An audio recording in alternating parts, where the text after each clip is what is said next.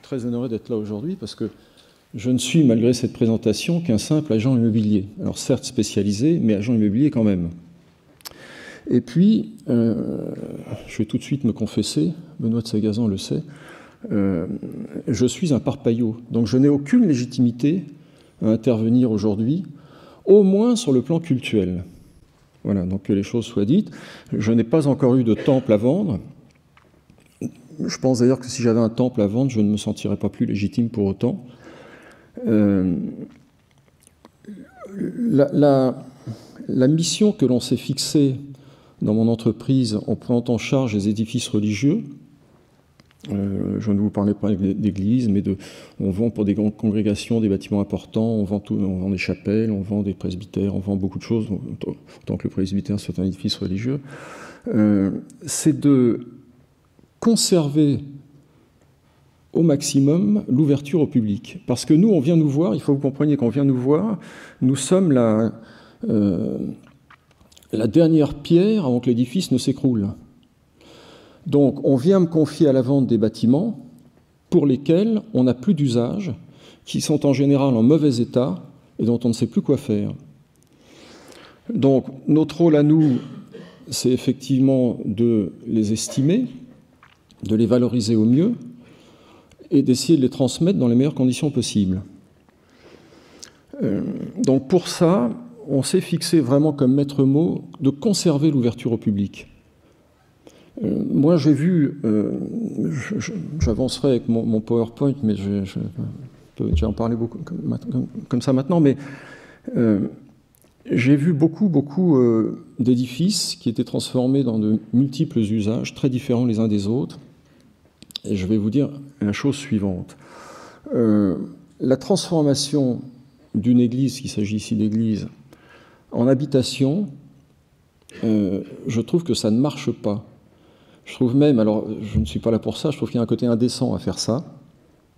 Quand c'est pour des habitations collectives, quand il s'agit de faire des hôtels, quand on fait des églises dans des centres-villes où la pression foncière est forte, où la pression urbaine est très importante, où les valorisations sont très grandes, je peux comprendre qu'on le fasse, et ça laisse des bâtiments ouverts au public. Quand on s'empare d'une église rurale, dans une région de France un peu oubliée, et qu'on va y habiter, je trouve que ce n'est pas une bonne façon de reconvertir le lieu. Je pense qu'il y a beaucoup d'autres façons de s'emparer de ce lieu. Alors, je vais quand même avancer en vous montrant certaines choses. Alors, oui, comment devient-on vendeur d'église? C'est un peu le fruit du hasard, un peu de la passion, un peu du hasard. En fait, ça fait 25 ans, 30 ans que je vends des châteaux. Et dans tous les châteaux que je vendais, et que je vends encore, il y a ce qu'on appelle des églises castrales, c'est-à-dire qui font partie du domaine privé et qui sont dans le lieu du château. Et toutes ces églises, moi je les ai déjà vues toutes reconverties de 350 manières différentes. J'ai vu des propriétaires qui faisaient des boîtes de nuit, j'ai vu des propriétaires qui les gardaient consacrés, j'ai vu des gens qui faisaient des musées, j'ai vu des gens qui ont fait des librairies, j'ai vu des gens qui ont fait des chambres supplémentaires, j'ai vu des gens qui les louaient en gîte, etc. Donc dans le domaine privé, je dirais, la réinterprétation des églises, elle se fait depuis très longtemps. Elle se fait depuis très longtemps parce que c'est une motivation économique, souvent.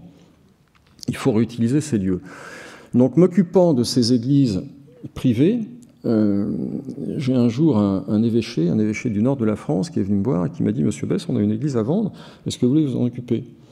Donc j'ai bien réfléchi, je me suis dit « Bon, c'est intéressant, sur le plan architectural, c'est intéressant, sur le plan du patrimoine, c'est intéressant, sur le plan politique, je vais prendre beaucoup de coups sur la figure quand même. » Parce que quand on dit on est vendeur d'église, quand on dit on est agent immobilier, c'est pas terrible. Quand on dit on est agent immobilier vendeur d'église, c'est doublement pas terrible quand même. Donc, j'ai commencé comme ça, j'en ai annoncé une, et puis 2, et puis 3, et puis 10, et puis 20, et puis 30. Voilà, et je suis devenu le spécialiste en France de la cession des édifices religieux. Voilà. Alors, je n'ai pas de fierté à ça. Moi, je m'occupe de ça parce que je participe à beaucoup d'associations de sauvegarde du patrimoine, et c'est le patrimoine avant tout qui m'intéresse. Et une église, c'est le patrimoine commun, c'est évident. Une église, c'est un élément d'identité Mettez derrière identité ce que vous voulez d'ailleurs, mais c'est un élément d'identité important. Donc il ne faut pas les laisser être démolis. Moi, j'ai vendu une église, je vous en parlerai tout à l'heure, dans le nord de la France. La moitié venait d'être démolie et on m'a confié l'autre moitié à vendre en me disant si vous pouvez la sauver, il en restera au moins une moitié. On a réussi, donc c'est toujours bien. On a réussi une moitié d'église, pas mal. Voilà, donc en gros, voilà comment on devient vendeur d'église. Si vous voulez le faire, vous pourrez le faire, vous verrez, ça prend quelques années. Et nous nous occupons bien sûr des églises d'avant 1905 et des églises d'après 1905. Pour moi, l'architecture ne s'arrête pas à une date précise et le geste architectural existe encore après 1905. Et d'ailleurs, on a vendu et on a à vendre des églises post-1905 qui sont sur le plan architectural extrêmement intéressantes. Et je ne doute pas que vous, ici, jeunes architectes, soyez très friands peut-être de voir des choses que moi je vois dans la journée. Absolument exceptionnel, absolument exceptionnel. Je me régale de mon métier chaque jour. Donc, je vous le disais, c'est un marqueur identitaire. Supprimer des villages de France, supprimer les églises, ou au moins leurs clochers, et supprimer le château du village. Et puis, il nous restera les centres commerciaux aux entrées de ville. Alors ça, ça pourra faire l'objet d'un autre débat. Là-dessus, j'ai une grande théorie, je veux bien vous en parler pendant des heures. Mais je ne vais pas vous blaser avec ça maintenant, parce que vous revenez du déjeuner, on va rester sobre. Alors, j'ai différencié 4 types d'édifices ou 4 lieux dans lesquels les édifices peuvent se placer. Les églises qui appartiennent aux communes, les églises qui appartiennent aux évêchés, les églises dites urbaines et les églises de campagne. Et vous comprenez bien que quand on s'occupe d'une église urbaine, d'abord, on n'a pas trop besoin de Patrice Besse pour la vendre, parce qu'une église dans une ville, il se vend des églises à Paris. Hein. On m'a confié un dossier il y a quelque temps d'une église dans Paris.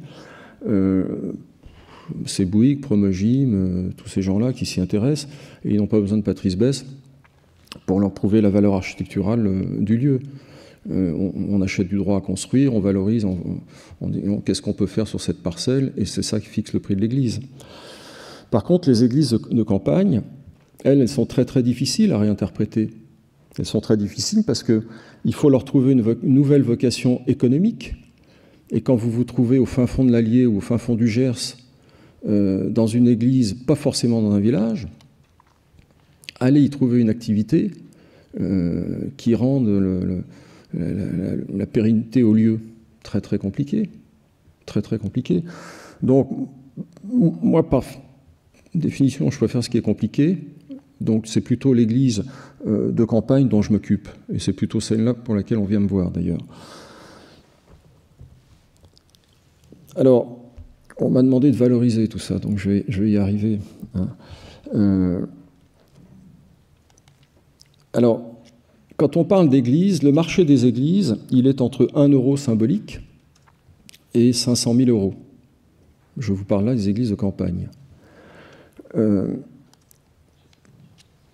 Ramené au mètre carré, je pense que ce sont les mètres carrés les moins chers de France.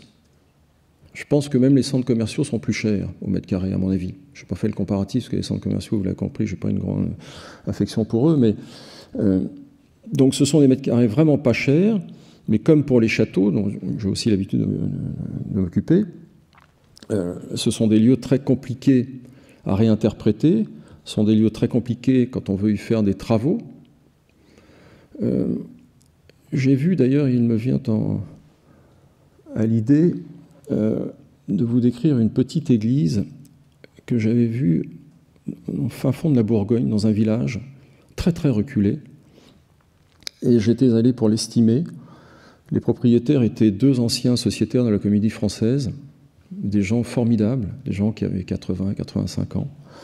Quand je suis arrivé, ils m'ont fait une grande interprétation de tout ça, c'était fantastique.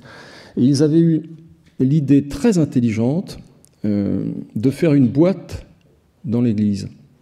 C'est-à-dire qu'ils n'avaient pas du tout touché à la structure de l'église, pas du tout, du tout. Et ils avaient fait leur habitation dans l'église sans toucher à la structure. Et c'était absolument merveilleux. C'était merveilleux parce que on se dit, dans ces cas-là, on peut toujours revenir en arrière. Moi, j'aime bien quand on fait quelque chose et qu'on se dit, quand on s'occupe du passé, qu'on se dit, bah voilà, on fait ça maintenant, mais s'il faut revenir en arrière, on peut le faire. Je trouve que le geste architectural à ce moment-là est toujours très intéressant. Mais eux avaient eu un projet vraiment, je trouve... En plus, ils y ont vécu très longtemps, cette église, c'est-à-dire qu'ils ne l'ont pas quittée. Ils sont d'ailleurs, je crois que le monsieur maintenant est mort. Alors, je ne sais pas, il s'est fait enterrer d'ailleurs. Mais il est mort dans son église. Donc je trouve que la symbolique est assez belle. Voilà, tout ça pour vous dire en tout cas que ce sont des lieux compliqués, ce sont des lieux souvent avec des surfaces importantes. Même quand on parle de petites églises, ce sont des surfaces au sol qui font 2, 3, 400 mètres carrés assez vite. Tout ce qui est normes d'isolation, bien évidemment, il ne faut pas en parler. Il ne faut pas non plus en parler dans les autres bâtiments d'ailleurs. Tout ce qui est chauffage, c'est très compliqué. Les églises d'après 1905, elles ont des systèmes de chauffage, souvent par des ailettes, par des systèmes de pulsation d'air, je ne sais pas comment ça se dit, mais c'est très compliqué, c'est très coûteux, c'est pratiquement impossible. Et puis évidemment, on parle des volumes, ça vous l'imaginez bien volontiers. Tout ce qui est percement, là aussi, si on prend une église pour y rouvrir des baies de tous les côtés, ma foi, autant aller acheter autre chose ailleurs. Hein. Donc en général, moi, tous les gestes que j'ai vus, les gens conservent les baies existantes, et puis se contentent de ça. Donc c'est pas facile, on est très contraint, hein, parce qu'il y a des vitraux, il y a des toutes petites ouvertures, donc tout ça est assez compliqué à réinterpréter. Les avantages, sur le plan de l'aménagement, quand on a un aménagement, par exemple, de RP, il y a souvent des ouvertures assez nombreuses. Donc, je pense que ça vous parle un peu, vous, architectes, ce que je dis, hein, j'imagine, j'espère en tout cas. Il y a des créations de planchers évidemment faciles, parce qu'il y a des volumes très importants. Et puis, ces grandes baies qu'on trouve, qui sont toujours dans la hauteur, on peut facilement les couper, récupérer de la lumière au-dessus, de la lumière en dessous, ça je l'ai vu souvent faire. On en arrive maintenant aux églises, propriété des évêchés. Je me demande si c'est pas un peu confus, ma chose, c'est pas un peu mélangé, mais c'est pas grave. Si vous n'arrivez pas à suivre, vous me le dites. Alors moi, je vous dis des choses que peut-être personne ne vous dira. Hein. Moi, quand les évêchés me confient un bien à la vente, en fait, curieusement, une fois que l'Église est désacralisée, l'avenir de l'Église ne les intéresse plus du tout. La seule restriction, c'est de dire, écoutez, on aimerait bien que ce ne soit pas une autre congrégation religieuse qui arrive à notre place.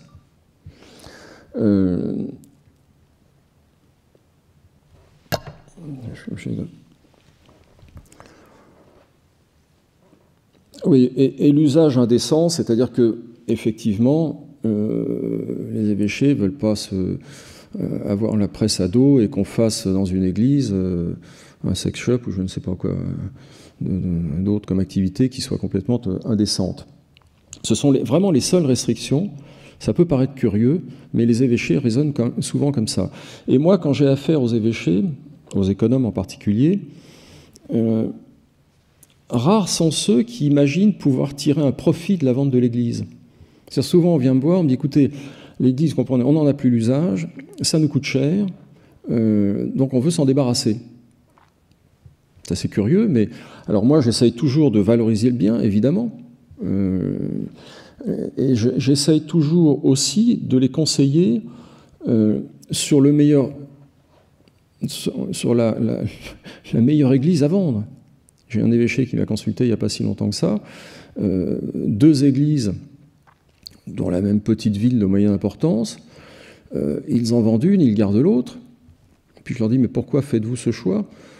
C'était pas du pile ou face, mais on n'en était pas très loin. Quand il y a une qui est un peu mieux chauffée l'hiver, l'autre un peu moins bien, donc on vend celle qui est un peu moins bien chauffée. Et puis je leur dis, mais non, économiquement, c'est pas ce qu'il faut faire. Parce que celle que vous me confiez à la vente, on va rien en tirer. Conservez-la plutôt, et puis avec les deniers que vous allez tirer de la vente de la seconde église, il faut les travaux dans la première.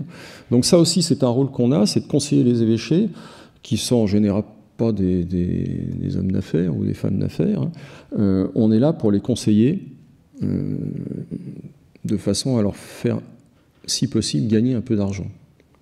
Vous voyez, je parle beaucoup d'argent parce que c'est ce qu'on m'a demandé de faire. Hein. Donc je respecte.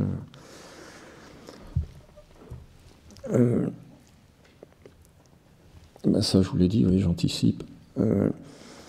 Alors, moi, ce que je constate, mais alors ça, je le dis à mon niveau, je pense que le rythme des ventes s'accélère un peu. Mais c'est peut-être un peu faussé du fait que, comme je suis de plus en plus identifié comme vendeur d'église, dès qu'il y en a une à vendre, on me dit ah ben, vous êtes au courant, vous ne voulez pas vous en occuper, etc. Donc, ce que je vous dis là, je crois qu'il y a quelqu'un dans la salle qui interviendra tout à l'heure qui sera bien plus compétent que moi, Benoît, pour donner peut-être des précisions sur ce rythme de vente. Alors, les églises propriétés des communes, là, c'est très compliqué. C'est assez compliqué parce que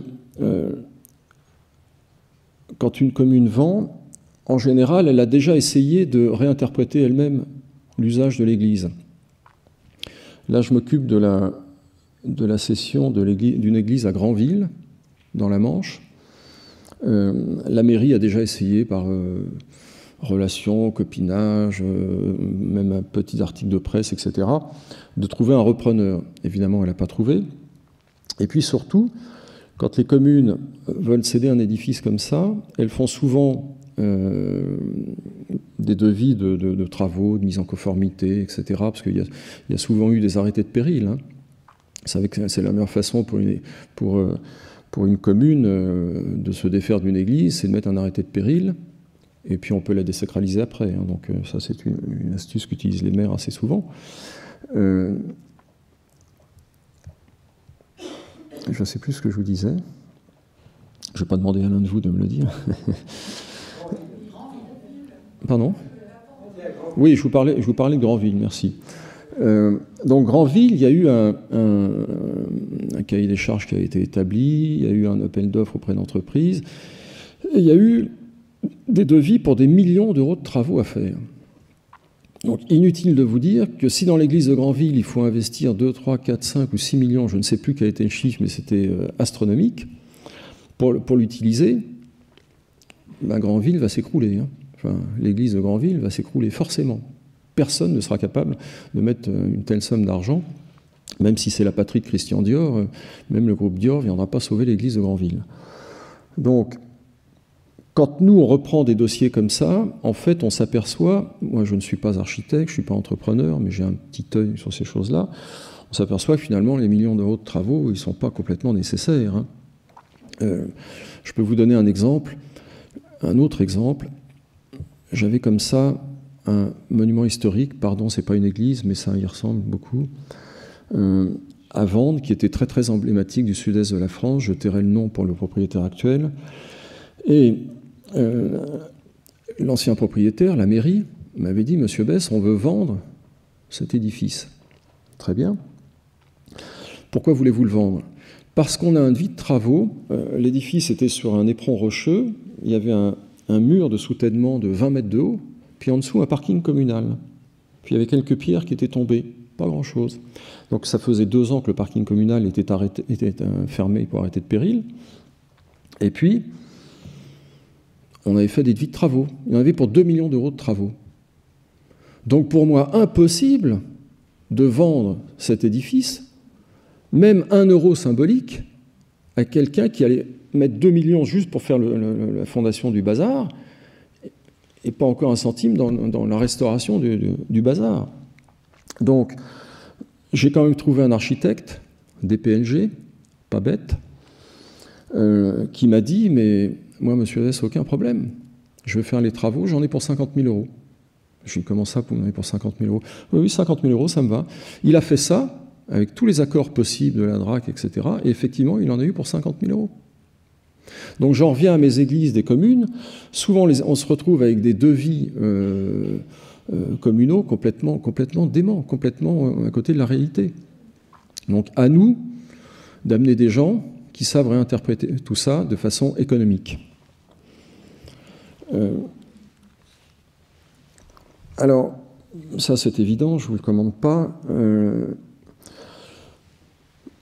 En fait, je m'aperçois que les cessions de l'État, les cessions initiées par France Domaine, ont initié ou régularisé beaucoup de ventes qui se font maintenant par les communes, évidemment, et les églises en font partie. Moi, j'ai beaucoup de communes qui ont déjà vendu des bâtiments qui ne sont pas des bâtiments religieux et qui savent comment s'y prendre et qui, du coup, vendent une église assez facilement maintenant. Alors, France Domaine, je pourrais vous en parler un jour si vous voulez.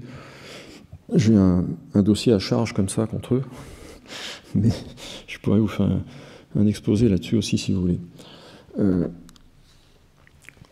Donc, évidemment, vous imaginez que pour une commune, nous, quand on s'occupe d'une église qui appartient à une commune, c'est très très compliqué, on a plein de coups à prendre. C'est pour ça que quand on y va sur la pointe des pieds.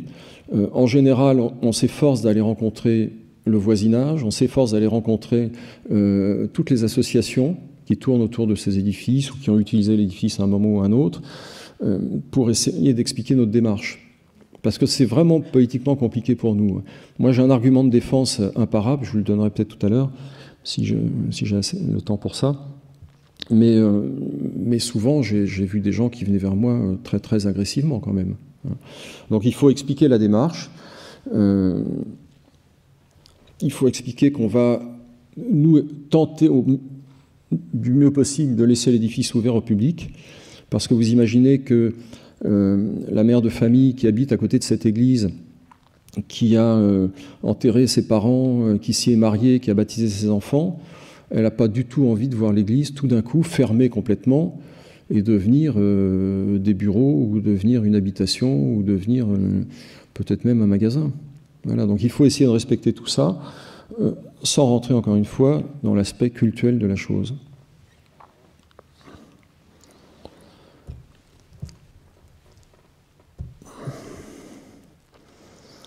Alors, ce que nous demandent les communes, toujours, c'est trouvez-nous quelqu'un qui va animer le territoire. Mais ça, c'est le problème du patrimoine en France en général, pour lequel moi je vois beaucoup de choses. Le problème du patrimoine, c'est de lui donner un avenir, et pour lui donner un avenir, en tout cas au moment où on se parle, il n'y a qu'un projet économique qui peut sauver le patrimoine en ce moment. Le patrimoine privé, fermé, etc., pour l'instant, c'est terminé. Je vois très peu d'acquéreurs qui achètent pour eux en se disant « je vais céder à mes enfants et mes enfants céderont leurs petits-enfants ». Tout ça est une époque révolue, clairement. Je l'ai dit il y a 10 ans, ça, dans un congrès de la demeure historique, je me suis fait siffler par tous ces braves gens qui étaient là. Et à la sortie du congrès, j'ai pris 4 mandats de vente. Donc bon, je ne devais pas avoir tout à fait tort. Donc les églises urbaines, je reviens assez rapidement, mais elles sont soumises à une pression foncière, évidemment. Ce sont les utilisateurs professionnels, je vous l'ai dit. Leur animation commerciale, quand je dis commerce, ne vous méprenez pas, je fais exprès je suis un peu... mais je dis toujours commerce et culture. Pour moi, le commerce ne peut pas aller sans la culture. Et on s'occupe de bâtiments culturels, donc la culture émane de ces bâtiments mêmes. Donc, évidemment, dans une ville, c'est très, très évident de réanimer un lieu. Très, très évident. Quand on regarde ce que font nos voisins belges ou anglais, prendre une église et faire un magasin dedans, pour eux, ça ne leur pose aucun problème. Quand on le fait en France, on a encore des levées de boucliers, et ce n'est pas à moi de juger si c'est bien ou pas bien d'ailleurs. On est sur un marché immobilier à peu près classique, on a du droit à construire. C'est un calcul promoteur qu'on fait quand on vend une église dans Paris. Il y a un bilan promoteur à faire et on donne le prix de l'église comme ça.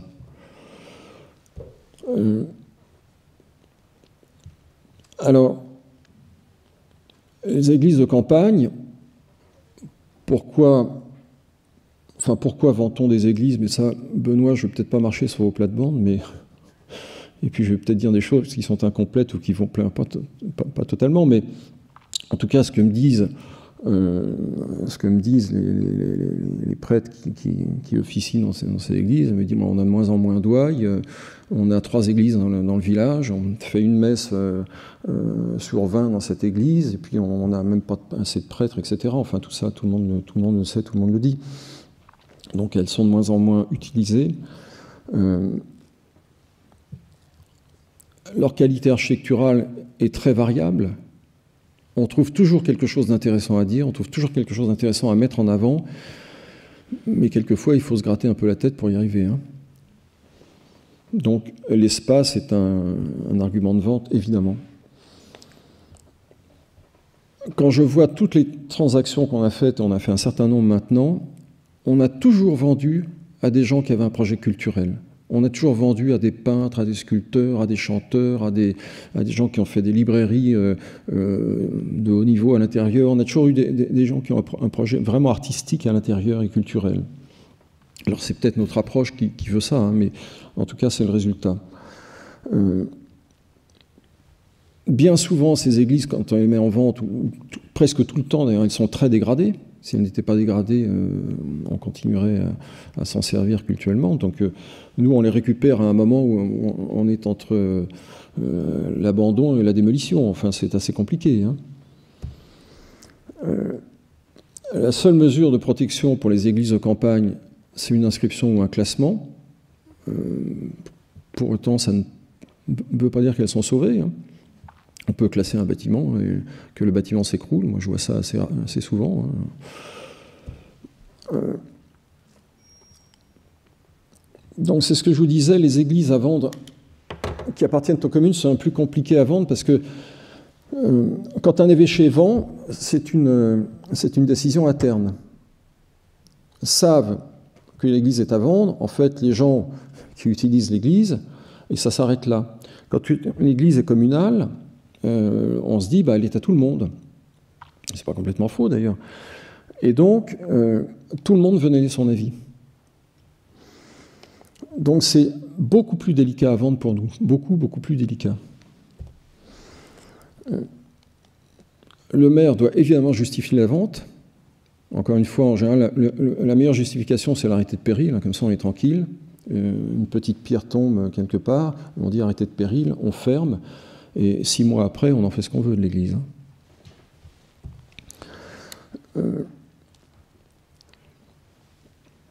Dans une église communale, en fait, c'est assez drôle parce que on s'aperçoit que ce n'est pas forcément la grenouille de bénitier qui est la plus ardente défenseuse du changement d'affectation de l'église.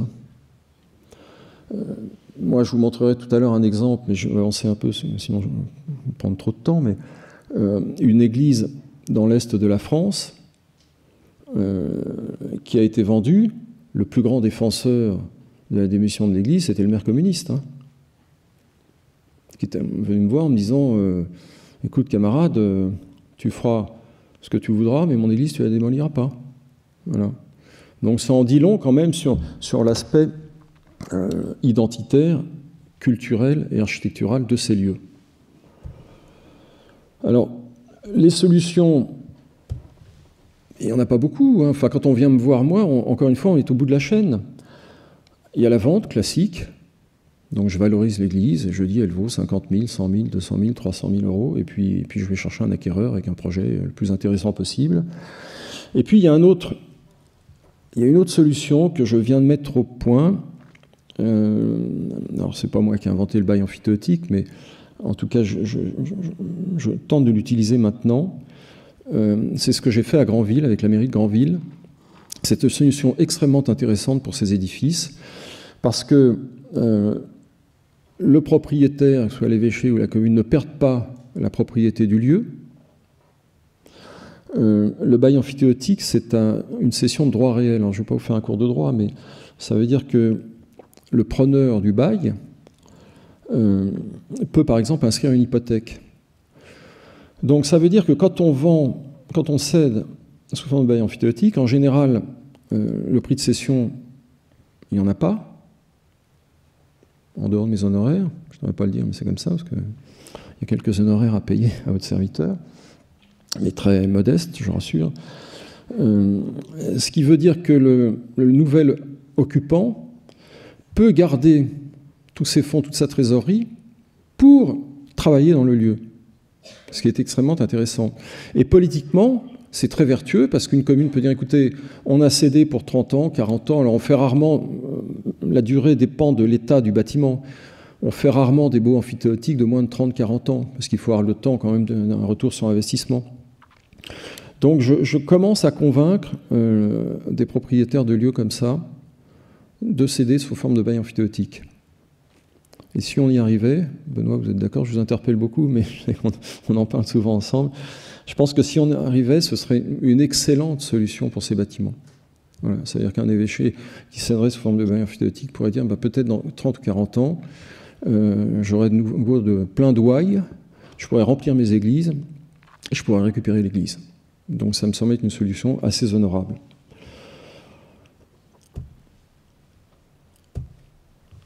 Alors je vais vous donner pour terminer quelques exemples de prix, ça va vous réveiller.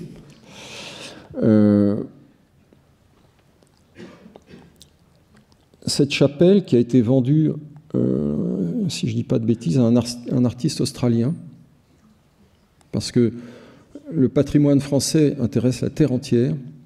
On a un patrimoine absolument remarquable, c'est pas à vous que je vais le dire ici, mais enfin moi je le visite et je le parcours toute la semaine.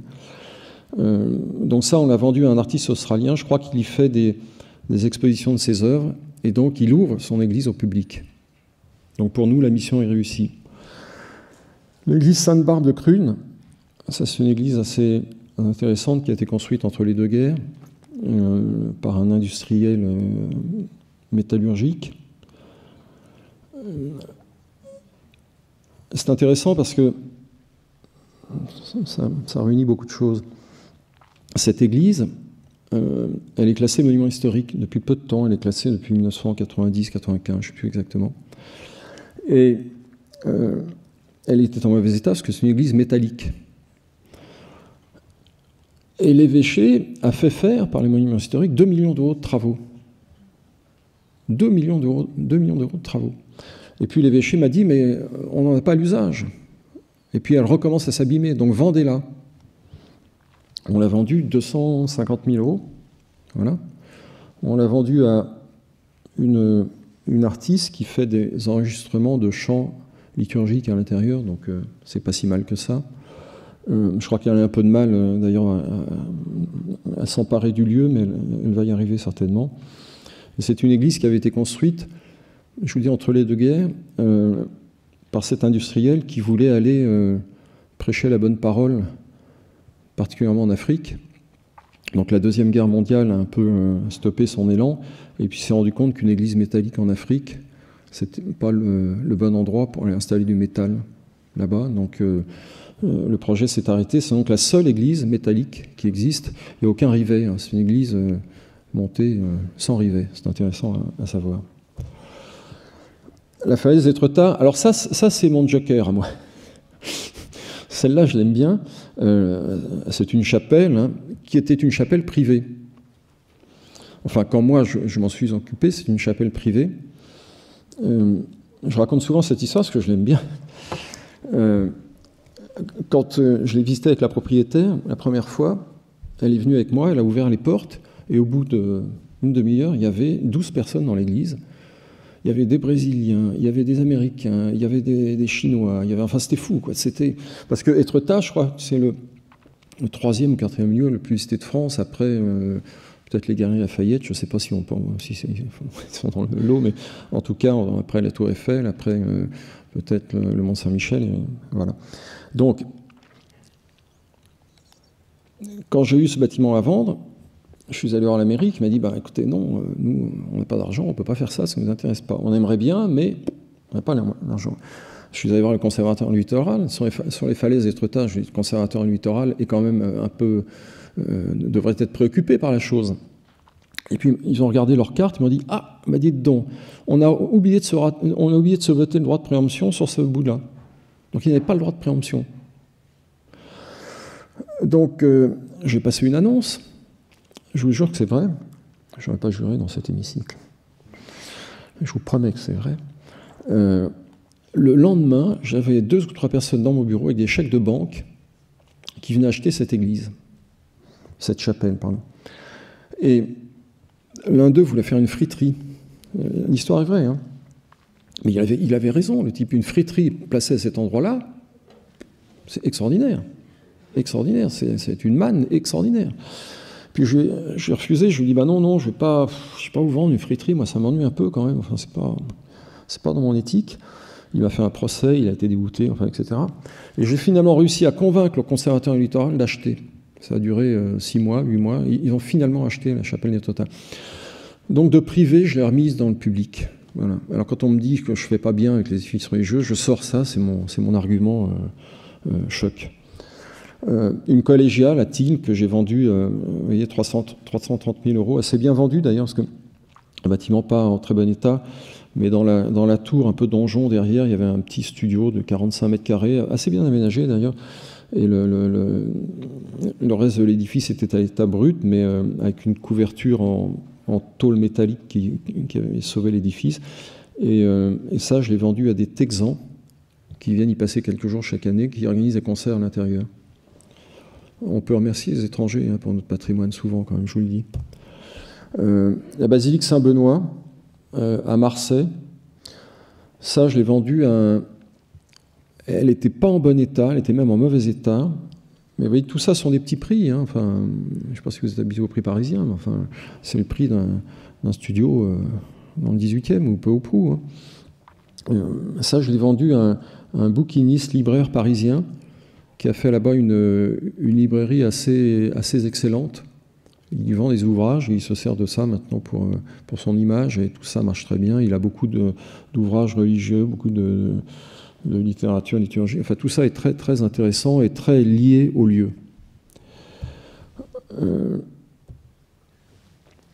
Ça, c'est une petite chapelle sur les plages du Cotentin, 110 000 €. C'est cadeau, saisissez-la, il n'y en aura pas pour tout le monde. Le seul inconvénient, c'est qu'elle est en très mauvais état, elle est percluse de mérules. Et quand on a la mérule dans un bâtiment, c'est extrêmement compliqué de sauver le bâtiment parce que ça coûte très très très cher, on ne sait jamais comment faire. Mais là, on va pouvoir la réunir avec d'autres bâtiments autour et du coup lui assurer, j'espère, sa sauvegarde.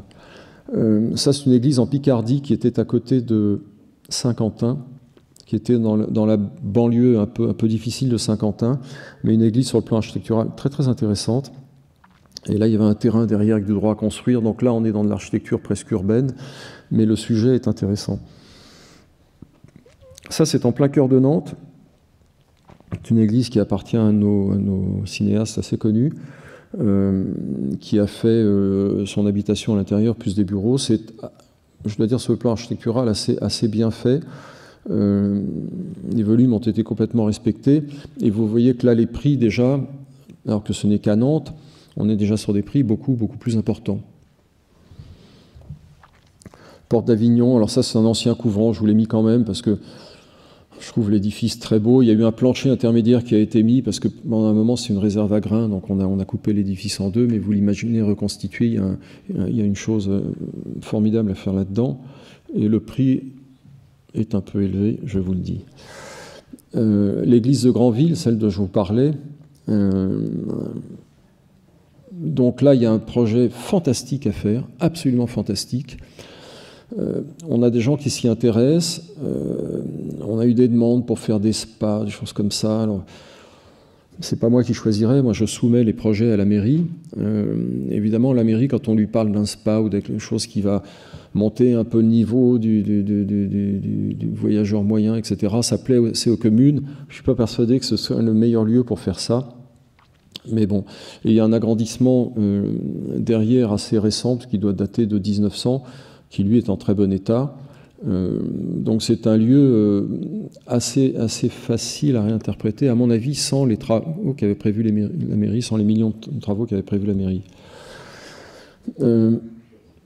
Enfin, au cœur de Vézelay, ça c'est une église que j'ai mise en vente cette semaine. Elle était déjà transformée en espace commercial et culturel et une partie habitable par des artistes qui étaient là depuis les années 70. Je vous l'ai mise pourquoi ? Parce qu'il y a quelque chose d'assez intéressant qui m'est arrivé lorsque je l'ai prise en vente. Les propriétaires sont décédés, ce sont les neveux et nièces qui vendent, donc ils ne sont pas très au courant de tout ça. Et puis, pour la succession, avant de me connaître, ils avaient besoin d'une estimation. Donc ils ont fait venir un expert d'une banque, je ne sais pas lequel, mais j'ai vu l'expertise, ils ont enlevé le nom d'expert, Et en fait, l'expertise donnait moins 350 000 €. C'est assez intéressant et c'est assez révélateur sur l'état du patrimoine, ce qu'on peut dire du patrimoine en France. Et en fait, cet expert, sur le papier, il n'a pas tort.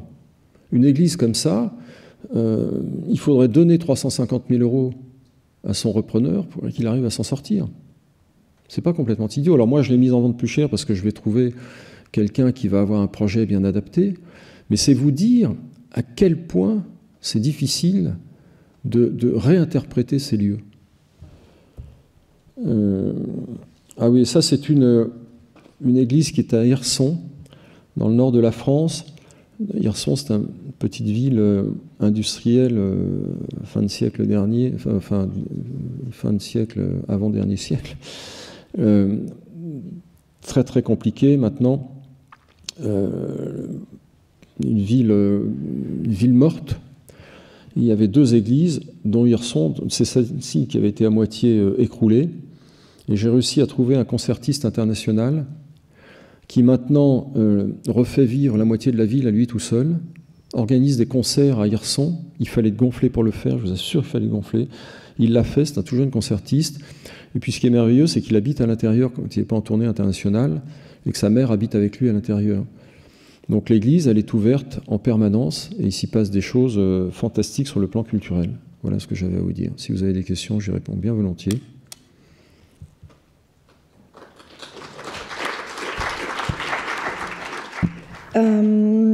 C'est un honneur pour moi, en fait, d'être parmi vous.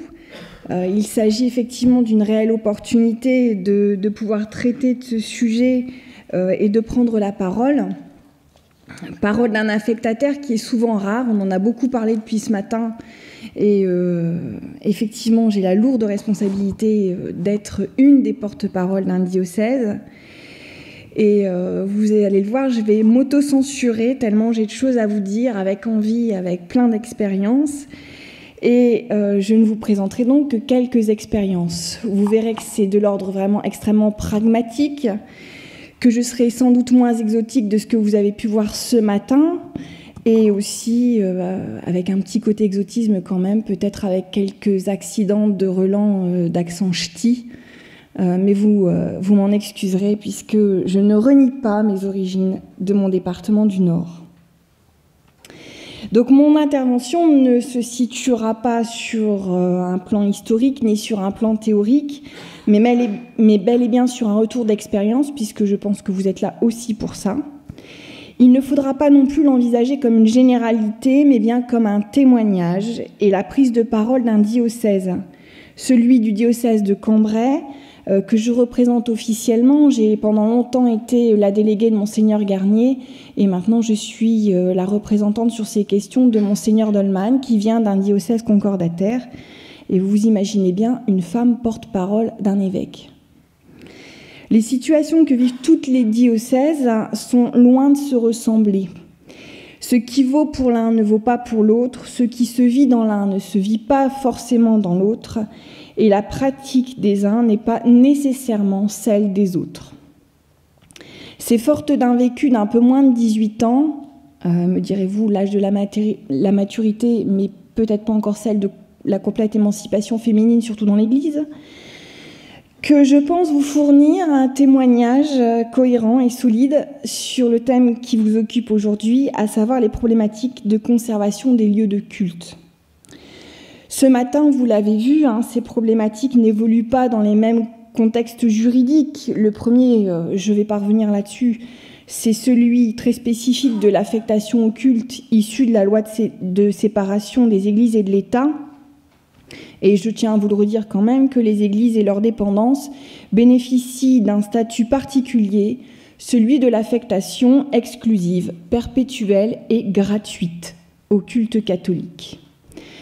C'est donc tous les jours que les diocèses sont confrontés au respect de l'application de cette loi, et c'est ce qui devient aussi une gageure dans notre contexte sociétal actuel. Le deuxième contexte est un contexte privé, celui des associations diocésaines, qui sont donc des organismes privés ayant des ressources propres et possédant en propre un certain nombre de biens immobiliers et mobiliers. Elles ne peuvent recevoir aucune subvention publique. Comme tout propriétaire, il est donc de la responsabilité de l'association diocésaine et de son président, c'est-à-dire l'ordinaire du lieu, l'évêque ou l'archevêque, de gérer ses biens en bon père de famille. Il est assisté dans ses missions de ses vicaires généraux, de son conseil épiscopal, de son économe diocésain et du délégué immobilier. C'est lui qui administre ses biens et prend les décisions sur les travaux, et il arrive aussi que certains bâtiments, comme M. Bess l'a dit, soient éventuellement vendus au franc ou à l'euro symbolique ou alors au prix du marché. Dans ce cas, ces biens relèvent de leur nouveau propriétaire, distinct de l'association diocésaine. Dans chaque diocèse existent des commissions d'art sacré. Elles ont d'abord travaillé au réaménagement des chœurs des églises et des lieux de culte après Vatican II, participé à l'inventaire des objets mobiliers remarquables et ont aussi accompagné les nouveaux projets de construction d'édifices. Avec le temps, les CDAS, les commissions d'art sacré, tant dans leur composition que dans leur mission, ont changé. Au fil des années, les équipes ont été renouvelées, incorporant des laïcs et même des femmes, et sont venues compléter le rang des prêtres et ont gagné en responsabilité. En ce qui concerne nos missions, les questions d'actualité sont prégnantes et font réfléchir au devenir de nos églises. Nous nous interrogeons quotidiennement sur leurs usages avec ce sempiternel refrain qui devient un poncif, une église cultuelle et ou culturelle, point d'interrogation. La place que j'occupe au sein de notre commission d'art sacré locale est légitime. Vous l'avez dit, je suis responsable du service diocésain de la conservation du patrimoine culturel, qui est un petit peu un ovni parmi tous nos diocèses. Et j'ai pour la mission la conservation du patrimoine écrit, du patrimoine mobilier privé remarquable. Et par extension, lors des projets de restauration, je représente l'affectataire direct, c'est-à-dire le prêtre quand il n'est pas disponible, ou alors je l'accompagne. Et c'est une mission que m'avait confiée Monseigneur Garnier. J'exerçais sa délégation auprès des communes sous son épiscopat. Mon rôle au sein de notre commission d'art sacré est donc avant tout d'être sur le terrain pour être à l'initiative ou suivre des projets qui augurent de bons moments, restauration d'édifices, création d'objets religieux, aménagement ou réaménagement liturgique, mais aussi pour des moments plus douloureux lors de la cession ou la vente de bâtiments, leur fermeture, voire leur destruction. Avec comme point commun à ces deux situations de formidables rencontres et des moments de vie intenses. Avec mes collègues, je mène aussi de manière active une réflexion sur les problématiques de conservation de nos bâtiments et de nos mobiliers, qu'ils soient bien propres ou affectés. Leur devenir se pose. Il me paraît important de prendre à bras-le-corps ce sujet et de le traiter en toute objectivité, sans tabou et sans crainte. Il y a 15 ans, je commençais déjà à m'interroger lors des programmes de restauration, pourquoi restaurer, pour qui, comment faire vivre une église restaurée. Il y a 15 ans, la question de l'affectation n'était jamais évoquée par les collectivités territoriales. Cela allait de soi. On restaurait pour l'activité cultuelle et pour la préservation du patrimoine. Je m'étais dit que nous avions une vingtaine d'années devant nous pour anticiper cette question de l'usage cultuel. Mais le vent de l'histoire souffle fort et vite, et un mouvement s'accélère dans notre hexagone. Selon un point de vue pessimiste, notre monde devient moins chrétien. Selon un point de vue optimiste, notre monde le reste, mais autrement, et prend de nouvelles formes avec de nouveaux besoins. Puisque les diocèses sont juridiquement acteurs, que nous soyons propriétaires ou affectataires, nous devons accepter ces changements plutôt que de ne pas les voir ou de les refuser, plutôt que de les subir. Il n'est pas encore trop tard, mais bien temps de le faire. Les lignes sont en train de bouger et à nous d'être vigilants pour trouver des lignes directrices qui respectent tout le monde dans le droit et les pratiques. Ces lignes ne doivent pas être décidées unilatéralement, il faut les établir ensemble, certainement pas les uns contre les autres, c'est-à-dire propriétaires contre affectataires et vice-versa. C'est avec nos partenaires naturels de la société civile, devrais-je dire, nos partenaires du monde profane, que nous devons réfléchir. De quelle manière? Là est la question. À nous peut-être de donner une nouvelle impulsion ou d'inventer de nouveaux modèles. C'est pourquoi je vous propose dans un premier temps de vous faire part de nos préoccupations et de vous présenter nos perspectives de gestion pour notre parc immobilier, plus particulièrement sur nos églises diocésaines. Cet éclairage permettra de mieux appréhender nos méthodes issues de notre expérience. Une partie de mon cœur de métier étant la gestion des églises, vous comprendrez que l'expertise des CDAS peut être un réel atout pour les architectes dans vos démarches de projet. Mais comment nous associer et sur quel point? C'est ce que je verrai dans un deuxième temps. Tandis que ma troisième partie portera sur de nouvelles perspectives au sujet des églises, la proposition d'usage partagé et comment vos savoir-faire pourraient nous accompagner dans ces nouvelles orientations. Très rapidement, un petit tour de notre diocèse de Cambrai pour que vous situiez un petit peu à la fois le lieu géographique et nos réalités qui sont les nôtres et auxquelles nous sommes confrontés. Vous voyez, c'est un petit diocèse, 418 communes, avec 478 églises à l'heure actuelle, dont 38 sont propriétés diocésaines. Je ne vous cache rien, je suis en toute transparence. On a une perte de population depuis 20 ans, on a environ perdu 150 000 personnes et le nombre de prêtres sont 73 en âge d'exercer et aidés de 40 diacres. Vous voyez à travers ces chiffres la crise des vocations qui s'accentue et qui devient une donnée terrible dans l'organisation et la gestion quotidienne des paroisses et que le quotidien de vie de nos ministres du culte devient extrêmement difficile. Pour quelles pratiques? Alors voilà, le diocèse de Cambrai, c'est les 4 arrondissements du département du Nord, la partie basse du département du Nord, avec les arrondissements de Valenciennes, Douai, Cambrai et Avesnes. Pour quelles pratiques, me direz-vous? Eh bien, voilà un petit graphique qui vous fait le nombre de baptêmes et de mariages, mais peut-être qu'avec ce tableau, vous comprendrez mieux la réalité qui est la nôtre. Le nombre de pratiquants diminue de manière significative, avec comme corollaire la baisse de nos ressources. Nos ressources, pour avoir un petit peu une évolution nationale, voici l'extrait de communiqué de presse de la conférence des évêques qui a été donné en décembre 2018 sur l'évolution du denier. Vous voyez que la courbe du nombre de donateurs deniers suit le nombre de prêtres en activité et la courbe du nombre de baptêmes. Et cette courbe est à la baisse. Chez nous, on maintient le chiffre de collecte à un peu plus de 1 871 000 €, mais avec, en corollaire, une baisse de donateurs de moins 9,23%. En conclusion, il faudra donc à l'avenir faire plus avec moins, et je peux vous assurer que le faire plus dans les diocèses, c'est monnaie courante.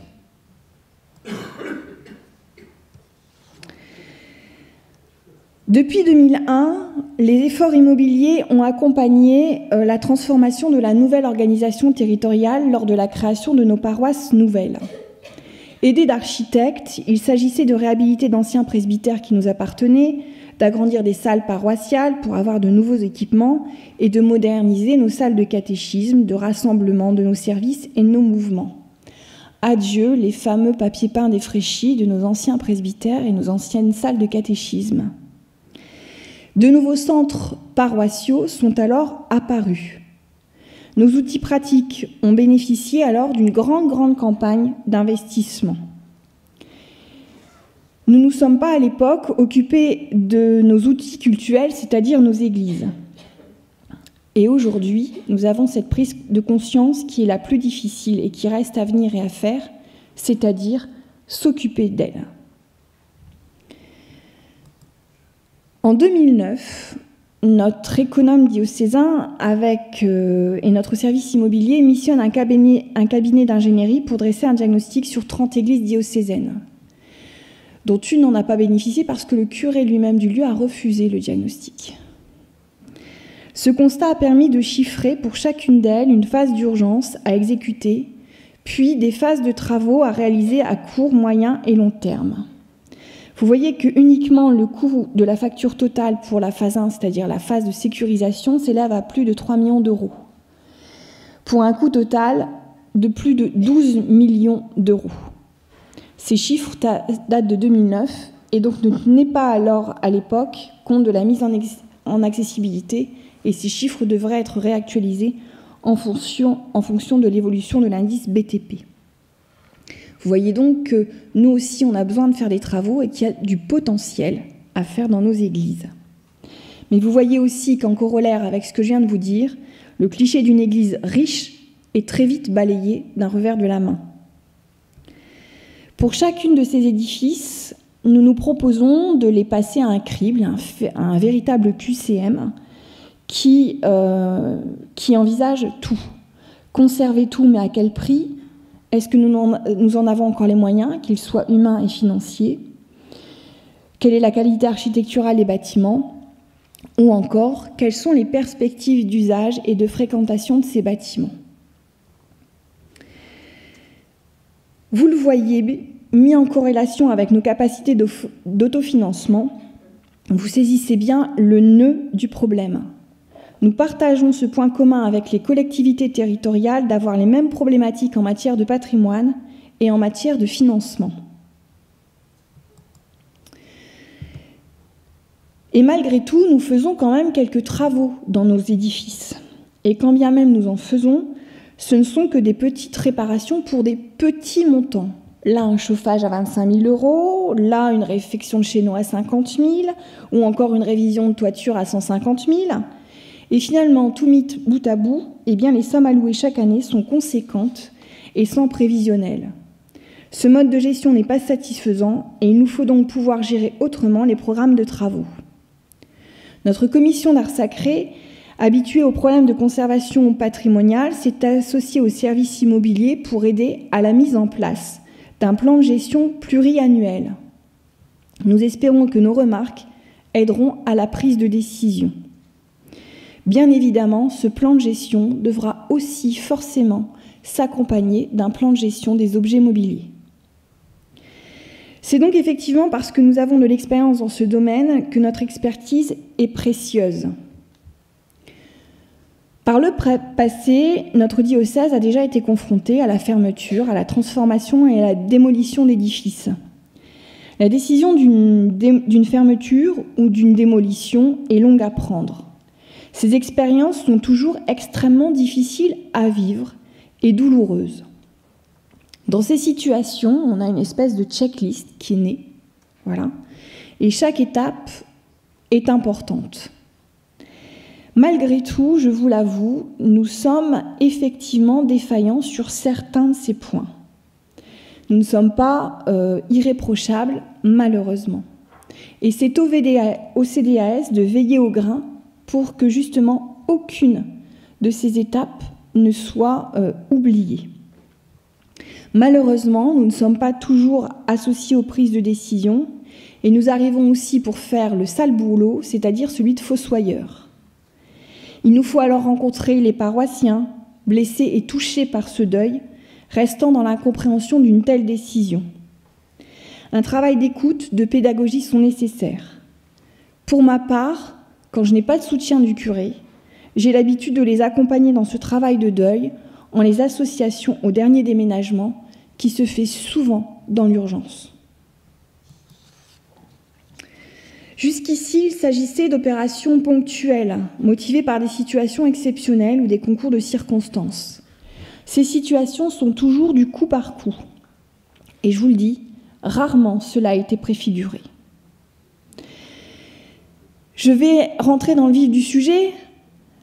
Cette dernière solution, c'est-à-dire celle de la déconstruction, reste exceptionnelle. En 18 ans d'activité, je n'en ai eu qu'une seule à gérer sur une église diocésaine qui est l'église Saint-Joseph de Saint-Lenoble. Cette église, avait de graves problèmes structurels. En fait, elle n'avait pas de fondation. Et donc, on avait des éventrements de structures. Cette église a été vendue à l'euro symbolique à un bailleur social, Norévi, pour en faire un lotissement. Vous l'avez telle qu'elle était en élévation et vous avez maintenant le terrain qui lui a cédé sa place et qui n'est toujours pas occupée par le bailleur social. Donc cette église, la voilà en élévation, et c'est lors du démontage des vitraux, puisqu'en fait tout le mobilier a été évacué de manière correcte, on a réintégré un certain nombre d'objets, et les vitraux ont été démontés pour être montés dans une autre église.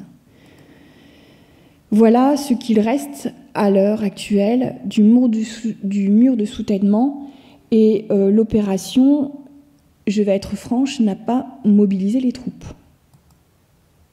Voilà le terrain vague. Une autre église aussi, qui est l'église d'Aulnoy-Emery, très rapidement, elle aussi cédée à un bailleur social, l'église Saint-Éloi, qui a été transformée en logement. La voici telle qu'elle était avant et telle qu'elle l'est actuellement. Je vous demande de faire attention à ce vitrail qui a été démonté lui aussi, avec une réalisation urbaine qui répondait aux besoins de logement et qui, pour ma part, je trouve est plutôt une bonne réussite architecturale. Enfin, l'église du Faubourg de Cambrai, à Valenciennes, qui est l'église Saint-Joseph, qui, elle, en fait, est actuellement en cours de finalisation pour un bail et qui a été donnée à l'association, prêtée à l'association Midi Partage pour en faire un lieu d'accueil et de distribution de vivres. Vous voyez ici le chœur dans lequel on a construit en fait un mur de parpaing, et là vous avez la porte que vous aviez en façade tout à l'heure et qui donne un espace vide. Je passe sur Sommin de Cesval parce que je vois que le temps court, mais très rapidement, ça c'est une chapelle classée au titre du patrimoine mondial de l'UNESCO, chapelle diocésaine, qui proposait de graves problèmes structurels, puisqu'en fait le plafond ne tenait que par des fils de fer, construites dans les années 83. Et en fait, elle a été vandalisée. On a des projets avec la commune pour faire une épicerie solidaire. Et voilà telle que je l'ai retrouvée après l'évacuation du mobilier. Je ne ferai aucun commentaire sur ces photos. C'est la réalité aussi du terrain. Chapelle Heurtaud, là aussi une petite chapelle. Je vous laisse apprécier la qualité du nouveau logo qui a été transformé en maison de quartier. Et l'inauguration s'est faite même en présence d'un ministre, mais l'évêque n'était pas présent. Donc à travers ces exemples, vous comprenez que la prise de décision dépend de plusieurs facteurs que vous connaissez déjà, état de la structure du bâtiment et du projet possible de réhabilitation, ou alors des opportunités au cas par cas. Il n'y a pas de recette miracle, de solution idéale ou générale, mais vraiment des solutions ponctuelles. Si j'avais une solution miracle, je peux vous assurer que je la sors à tous les coups. Nos problèmes sont donc les mêmes que celles des communes, et nous sommes les mieux à même de les accompagner de par le droit, position d'affectataire, et de par notre expérience. Notre position reste délicate et les règles du jeu ne sont pas toujours respectées. Comment donc les affectataires et les membres des commissions d'art sacré peuvent accompagner les maîtrises d'œuvre et d'ouvrages dès lors que le sort d'une église est posé? C'est ce que je verrai donc dans un deuxième point. Juridiquement, l'affectataire d'une église est le prêtre responsable du clocher. Il est l'affectataire direct. Il doit être prévenu pour toute intervention dans une église. Le propriétaire doit respecter ce droit. On peut accorder effectivement aux élus le bénéfice du doute quant à l'application des règles de droit sur les édifices cultuels. Quelques-uns ne pensent pas avertir le curé quand il y a des projets sur les églises.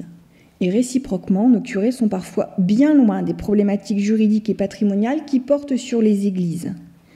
Manque de formation, manque de références culturelles et juridiques. Nous avons des prêtres incardinés qui viennent d'Afrique, d'Inde. Vous comprenez bien que l'application de la loi de séparation, c'est à 10 000 lieues de leurs préoccupations. Manque de temps aussi. Pour certains d'entre eux, manque de sensibilité aux questions patrimoniales, voire même plus extrémistes quant à la nécessité de restaurer un édifice, où leur message de désengagement sur les édifices est parfois tranché. Je n'ai pas besoin qu'on me restaure cet édifice-là, j'en ai déjà 15 autres à m'occuper. Donc vous voyez aussi, là aussi, quelle formidable réponse nous faisons aux propriétaires qui investissent de l'argent dans la réfection de ces édifices. De cette façon, nous montrons nous aussi parfois le chemin du délaissement des églises. Toutefois, les réactions particulières du clergé local qui réagit selon son emploi du temps et ses préoccupations personnelles ne sont pas celles des évêques qui défendent le droit de l'affectation et qui souhaitent le respect de l'application de la loi.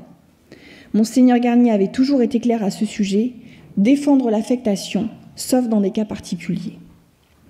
Ainsi, lors des projets de restauration d'édifices, si vous ne trouvez pas le curé, cherchez à contacter les commissions d'art sacré, qui sont de très bons interlocuteurs pour vous, architectes du patrimoine. À force de se côtoyer, nos remarques sont anticipées et on gagne en efficacité et en conseil. Il est aussi possible d'établir en commun des partis pris de restauration architecturale, malheureusement trop souvent contraintes par des coûts. Mais quels sont nos points de vigilance, me direz-vous? Alors, très rapidement, nos points de vigilance, c'est toujours lors de travaux programmés, c'est la protection des objets mobiliers. Effectivement, quand on a des objets mobiliers qui ne sont pas protégés et qu'un marteau tombe sur des fonds baptismaux classés monuments historiques de 3 mètres, ça fait du dégât et généralement on ne sait jamais quelle est la société qui a fait tomber le marteau. Ensuite, le respect des aménagements liturgiques, puisque nous sommes vigilants sur le respect du chœur. Le chœur est le lieu de la célébration du culte avec ses objets mobiliers. Les 2 tables sont indispensables et ne sont pas des accessoires. L'autel doit être fixe et scellé au sol et doit répondre dans sa forme et son style à l'ambon. Nous tenons à ce que le chœur soit un espace respecté et qui répondent à nos orientations liturgiques. D'autres contraintes aussi s'ajoutent à nos préoccupations, c'est-à-dire la législation et le respect de la législation monument historique. Sans oublier aussi les obligations de mise en accessibilité, encore que, je le redis, les chœurs ne sont pas soumis à accessibilité, ils dépendent du code du travail. Donc, petit cas concret ici, à travers l'église Saint-Pierre-Saint-Paul de Maubeuge, qui est classée monument historique, qui a bénéficié d'un vaste programme de restauration de 2013 à 2017. Et vous vous souvenez, je vous ai parlé du petit vitrail de l'église Saint-Éloi d'Aulnoy. Eh bien, il a été réintégré dans l'église Saint-Pierre-Saint-Paul pour répondre à une baie qui n'en avait pas et pour répondre au style architectural. C'est ce que vous avez de l'autre côté. Voilà petit exemple technique et pratique sur l'aménagement du chœur. Église classée monument historique. Et en fait, le chœur ne répond pas à l'heure actuelle à nos attentes puisqu'il est trop loin de notre public, de nos paroissiens. Donc avant, il y avait une grande estrade qui occupait juste le devant des fonts baptismaux. Et donc, première proposition d'aménagement de l'architecte pour répondre aux normes d'accessibilité, c'était de nous créer une grande rampe avec une pente de 5% qui arrivait donc au milieu de la nef pour effectivement nous rendre notre chœur accessible. Je vous laisse imaginer la mise en place lorsqu'il y avait des funérailles à prévoir. Donc forcément, on n'a pas accepté ce projet-là et on a demandé à la recréation d'une estrade, alors qui n'a pas été acceptée aux dimensions que l'on voulait, pour respecter justement la présentation de ces mosaïques classées monuments historiques. Et donc on a été confronté à une estrade, je ne parle pas des fonds baptismaux, c'est un autre sujet, une estrade qui a été placée et qui reste encore aménagée. Et malgré tout, l'architecte nous a mis une magnifique rampe encastrée dans cette estrade, où je peux vous dire qu'il faut être au moins à 3 pour la manipuler. Autre problème, l'église Saint-Amand-Saint-Martin.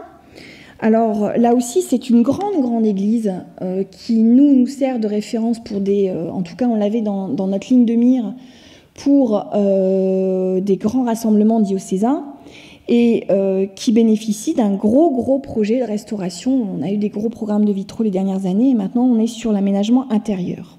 Alors là, pour le coup, pas de problème, on a été consulté. C'est la première fois où je suis convoquée à un entretien de 20 minutes avec l'architecte pour expliquer ce que j'attends.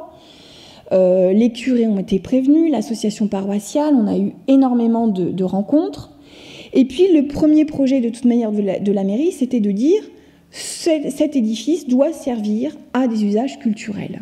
Donc le premier projet, c'était de nous créer en cœur de transept un grand plateau amovible qui s'encastre en partie basse pour justement récupérer un plateau pour des concerts.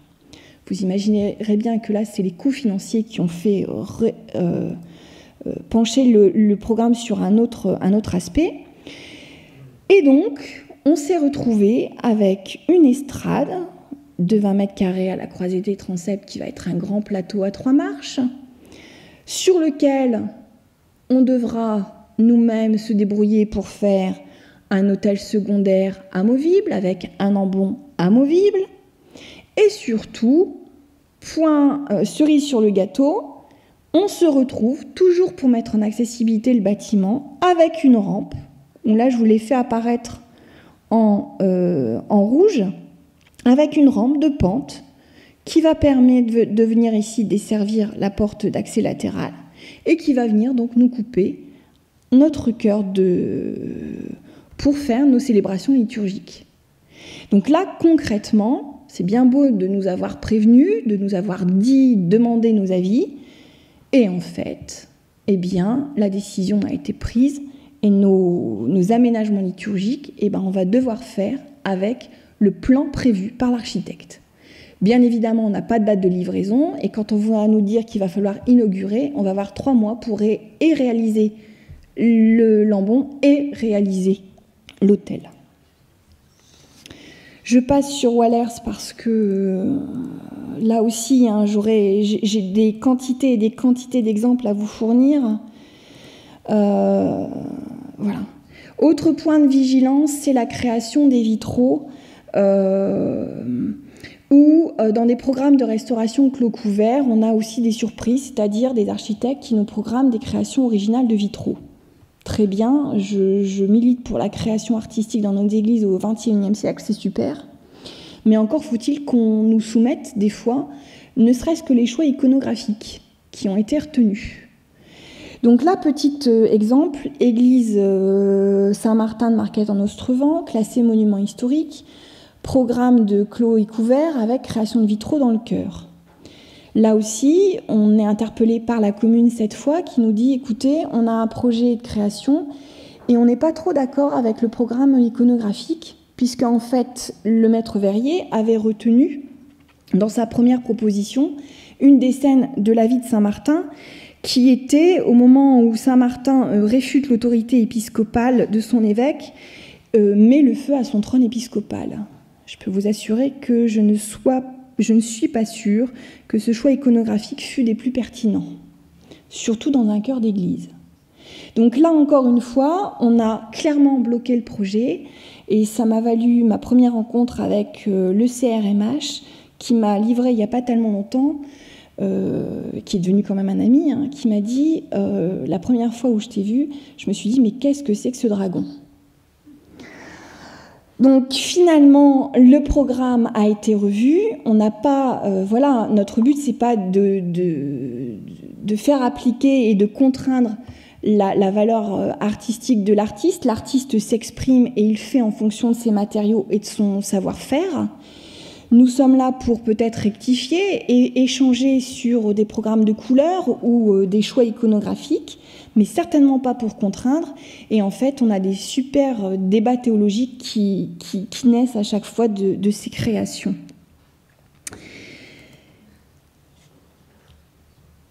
Donc vous le voyez, hein, position de l'affectataire un petit peu difficile à tenir de temps en temps. Mais aussi, l'affectataire peut aider les communes dans la prise de décision au sujet du devenir de l'édifice. Et dans certains cas, nous sommes prêts à accepter une désaffectation si cela peut aider financièrement des communes. Et si nous estimons ne plus avoir d'enjeux pastoraux. Au cas par cas, là encore, nous négocions soit sur des nouveaux lieux, soit nous acceptons de fait le non-remplacement du lieu de culte. Une expérience que je vis sur l'église de Fresnes-sur-Escaut depuis maintenant plus de 10 ans.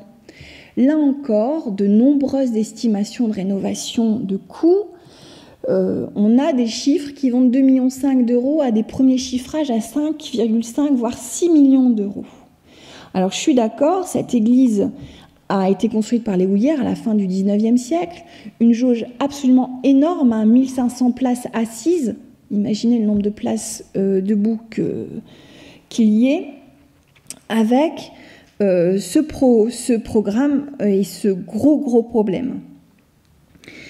Là, il s'agissait vraiment d'avoir un enjeu de la conservation du patrimoine, puisque la commune nous avait clairement dit c'est très difficile pour nous de tout financer, et on a eu aussi une association de sauvegarde qui, son point de départ, a été clairement de nous dire nous, on garde tout ou rien. Et là, eh bien, concrètement, on arrive dans une situation qui est bloquée de toutes parts, et il faut faire avancer les choses si on veut que le patrimoine soit sauvegardé. Donc, j'ai proposé à la commune un système de convention pour affirmer des positions dans le temps, pour clairement avoir un outil de communication et un outil juridique qui puisse nous servir sur des projets à long terme. On a remis tout le monde autour de la table et on a clairement proposé, s'il fallait trouver une solution, dire qu'on était prêt à désaffecter le bâtiment si vraiment c'était pas possible, mais en échange de la reconstruction d'un nouveau lieu de culte. Donc, dans les prochains jours, nous arrêterons effectivement le dernier scénario de l'édifice, qui nous sera aussi contraint par des coûts et les financements, soit la déconstruction partielle ou totale de l'édifice, en échange d'un remplacement du lieu de culte. Donc on ne sait pas encore si on coupera la croisée des transepts au niveau du clocher, mais en tout cas là on attend des projets forts architecturaux pour nous proposer un nouveau lieu de culte qui pourrait éventuellement bénéficier d'un concours d'architectes. En tout cas, ce projet est inscrit dans du long terme et le fait d'avoir réuni tous les acteurs autour de la table, clairement, ça a vraiment fait un gros point de communication et de dire qu'on était tout le monde ensemble pour prendre des orientations sur le devenir de cet édifice. Vous avez ici Monseigneur Dolman qui est en train de signer cette convention et lors de la visite de cette église, puisque lui aussi il découvre le diocèse. Il est arrivé au mois de novembre. Et vous allez voir que je vais relativiser aussi mon propos parce qu'en ce qui concerne le cas de la commune de Bruil-Saint-Amand, petite commune rurale de l'Amandinois, Bruil-Saint-Amand possède 3 églises. Saint-Maurice qui va très bien, Notre-Dame de Malaise qui est une magnifique petite chapelle du XVIIe siècle qui est un vrai bijou architectural, et puis aussi l'église Notre-Dame-au-Bois qui est vraiment l'église en cœur de village, qui elle est absolument mérulée et qui a de graves problèmes structurels sur son clos et son couvert. Donc là, concrètement, on était prêts, nous, à proposer une désaffectation sur cet édifice parce qu'il nous fallait réfléchir à trois lieux de culte à animer. Et les chiffrages nous ont dit réparation de l'édifice, et là, clairement, il n'y a pas photo, 1 856 000. Et si on déconstruit, on est à 669 000 €, hors coût de réaménagement du foncier et d'un réaménagement paysager urbain. Et l'adjoint aux finances a fait un estimatif qui était très intéressant, un échéancier prévisionnel pour le remboursement des prêts de la commune avec 2 scénarios. Et la rénovation de la chapelle Notre-Dame de Malaise et de l'église Notre-Dame-au-Bois, et le deuxième scénario avec et la rénovation et la déconstruction. Et en fait, le différentiel des prêts de remboursement, c'était que de l'ordre de 6 000 €. Nous avons donc accompagné la commune au cours de nombreux conseils municipaux et la décision d'orientation s'est faite à bulletin secret et je vous laisse donner le résultat de cette consultation. Oui, on vient de poser le nouveau coq sur le clocher. Donc la démolition n'est pas forcément la meilleure des réponses qui soit, la désaffectation non plus, et la conservation du patrimoine bâti prend un autre sens et s'oriente vers de nouveaux paradigmes. Effectivement, tôt ou tard, les intérieurs de nos édifices pourraient être amenés à évoluer et à être partagés. Dans ces cas, des réflexions venant d'architectes seraient très constructives, mais comment inventer et envisager de nouveaux profils pour les églises? Donc juridiquement, vous le savez, il ne peut pas y avoir de séparation fixe dans les églises, ni même de désaffectation partielle. Mais il est peut-être possible d'envisager des utilisations ou des usages qui soient en compatibilité avec le lieu de culte et en respect du lieu. Cela se fait déjà en pratique de manière ponctuelle, avec des concerts ou des expositions, ou alors avec des installations légères pour créer des salles de réunion ou des salles d'accueil. Comment peut-on donc envisager des aménagements pérennes dans nos églises pour partager les usages sans remettre en cause l'affectation au culte? En 2007, j'ai été sollicitée par le maire de Bettencourt qui voulait absolument faire le clos et couvert de son église et qui nous a fait partager une expérience très intéressante où son parti pris, c'était de transformer l'église en salle de spectacle, mais tout en maintenant un lieu de culte. Nous avons donc fait de nombreuses réunions avec le CAUE, avec les architectes du patrimoine, la commune. Et puis, on était vraiment, en tout cas, j'avais la conscience d'être vraiment là dans un laboratoire d'idées et que c'était extrêmement enrichissant. Et on s'est posé vraiment plein de questions sur les types d'aménagement.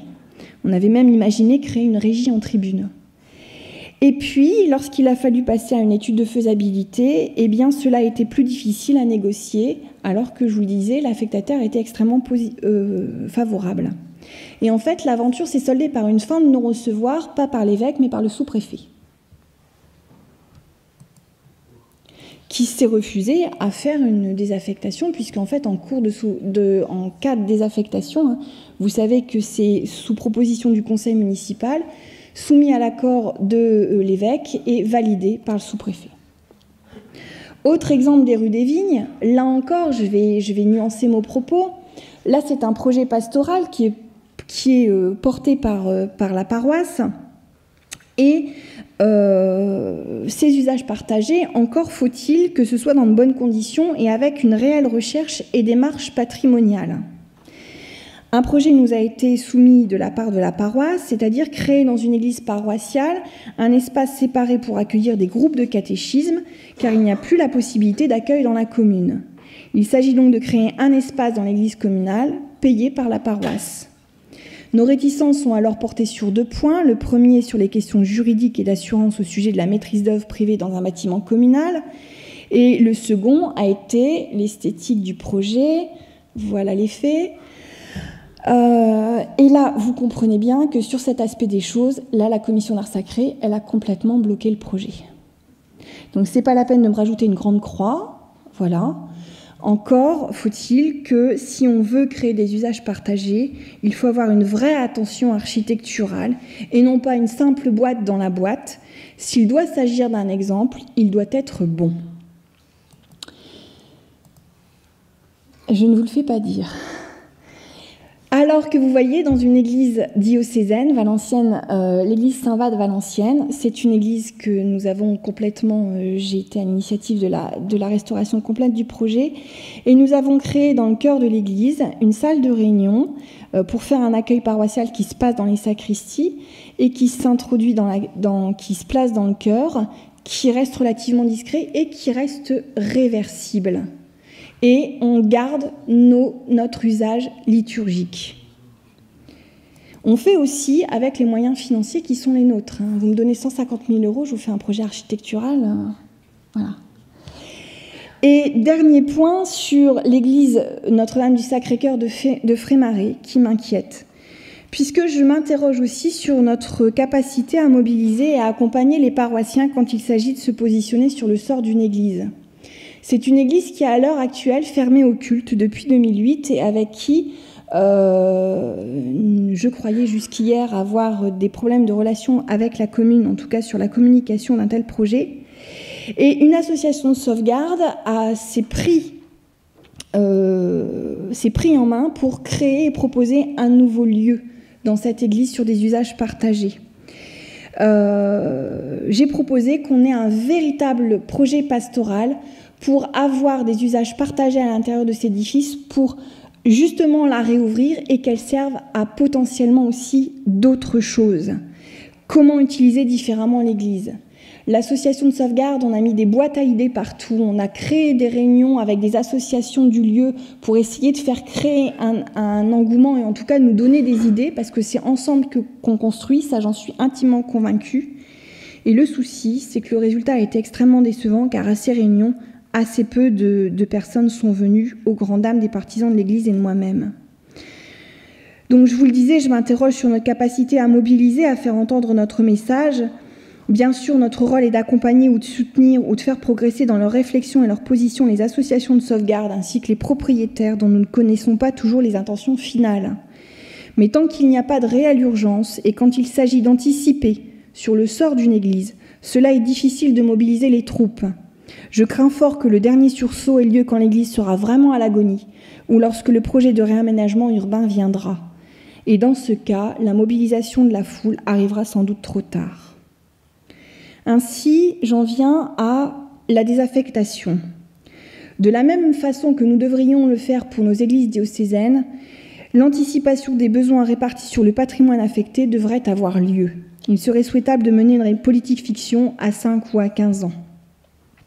Nous sommes sans doute passés à l'heure des paroisses nouvelles de transformer ces édifices, de passer à côté de l'opportunité de transformer ces édifices lors de notre réorganisation territoriale de notre diocèse et de réfléchir pourquoi pas, à des utilisations monoliturgiques. Si nous n'arrivons pas à proposer d'autres usages, il faudra bien finir par le choix de la désaffectation. Pour le moment, je ne pense pas que nos évêques soient prêts à faire une lettre au sous-préfet en leur disant « Monsieur le préfet, je tiens à vous signifier que je suis d'accord pour prendre les décrets d'exécration sur les 3/4 de mes édifices ». La directive de Vatican de novembre 2018 nous suggère une méthodologie pour décider de la désaffectation d'une église et nous donne des utilisations possibles extrêmement restreintes. Je vous laisse imaginer. En respect du lieu. Elles sont donc ces utilisations extrêmement restreintes et je ne pense pas que dans chaque commune, nous ayons besoin forcément d'une bibliothèque, d'un musée, d'une médiathèque ou d'un centre d'archives. Petit exemple, la chapelle du Sacré-Cœur, qui est la chapelle des scouts que j'occupe actuellement et qui a été transformée par le diocèse en lieu de conservation, c'est une partie de mes zones de stockage. Vous voyez, c'est une boîte dans la boîte qui est complètement réversible et en fait, où le mobilier a été laissé en place, alors ça c'était avant que je sois là, et qui a été mis sur 3 niveaux de rayonnage. Toutefois, si des fermetures massives s'annonçaient, il faudra aussi réfléchir à un plan de conservation des objets mobiliers et de leur trouver un dernier lieu d'accueil, c'est ce que je vous disais. À condition d'être complètement associés dans un premier temps et d'avoir des projets solides, les mains privées sauront s'affranchir et innover sans doute mieux que nous, en respectant ou non les caractéristiques architecturales du bâtiment. On voit aussi que les idées fabuleuses de transformer les églises de notre territoire en hôtels, en salles de réception ou en restaurants ne sont pas encore totalement passées dans les mœurs, mais je vous assure qu'on finira par s'y habituer. Les architectes du patrimoine sont les mieux à même de concrétiser de nouvelles formes adaptées à nos édifices. Toutefois, dans les cas où les églises passent pour la première fois dans des mains privées, il nous est possible d'exercer une caution morale qui me semble indispensable à obtenir. Cela est plus difficile à garantir sur du long terme. Et je peux vous assurer que certains rêves peuvent se transformer en cauchemars, comme notre église de Nain, de Sacré-Cœur de Denain, que nous avons, église diocésaine, qui a été vendue à une association locale pour être transformée en école d'application. Voilà la place et voilà l'église de Denain. Cette école d'application, à l'heure actuelle, est propriétaire de cet édifice, n'a pas pu concrétiser son projet à l'intérieur de l'édifice et maintenant nous appelle pour dire comment on peut faire pour sauver le sort de cet édifice. Caroline, je termine, j'en ai pour 1 minute. Merci. Donc c'était ce que je disais, là le risque de destruction une fois que c'est passé dans les mains privées, ce sera extrêmement difficile à enrayer. Et donc pour conclure, je peux vous le dire que notre situation est grave, bientôt dramatique mais pas encore désespérée. Oui, je réaffirme que l'affectataire fait partie des interlocuteurs dès lors que le sort d'une église est en jeu. Nous devons d'être exemplaires, mais vous avez bien compris que nous devons faire avec les forces qui sont les nôtres. C'est à nous d'accompagner la réflexion, que ce soit pour les restaurations, les désaffectations, les démolitions ou les conversions. C'est notre responsabilité d'affectataire. Nous devons à chaque fois être les plus pédagogues possibles sur un sujet aussi délicat, mais encore faut-il avoir voix au chapitre. Pour tout projet, les CDAS sont des relais à la fois dans les conseils et dans les aides à la prise de décision. J'aime à dire que nous sommes des traits d'union, des facilitateurs dans tout ce jeu d'acteurs, entre les propriétaires, les architectes, les associations et les financeurs. Mais nous sommes aussi des chiens de garde. Nous ne sommes pas là pour bloquer des projets, mais vraiment pour vous accompagner. Or, notre parole n'est pas toujours entendue et surtout n'est pas toujours respectée. Le tout étant de travailler en bonne intelligence commune. Vous l'aurez compris, les décisions sont prises au cas par cas et il n'y a pas de généralité possible. Ce qui doit prédominer en revanche pour toute décision, c'est le sens commun et le bon sens, après avoir répondu à plusieurs questions préalables. Et je peux vous assurer qu'au choix du QCM, convertir, conserver et démolir ou déconstruire, les CDAS sont championnes, mais nous n'avons pas de solution miracle. Si à une de ces interrogations, la réponse n'est pas tranchée, pourquoi ne pas envisager une quatrième option, le partage des usages ? À titre personnel, je prône pour que nous testions cette aventure. Nous ne risquons rien. Mieux vaut essayer que de ne rien faire. Le temps et les actualités ont fait évoluer nos positions, notamment sur la désaffectation. Pourquoi ne pas essayer à la seule condition qu'il s'agisse d'un partenariat total ? Nous devons aller de l'avant et être ouverts à de nouvelles propositions.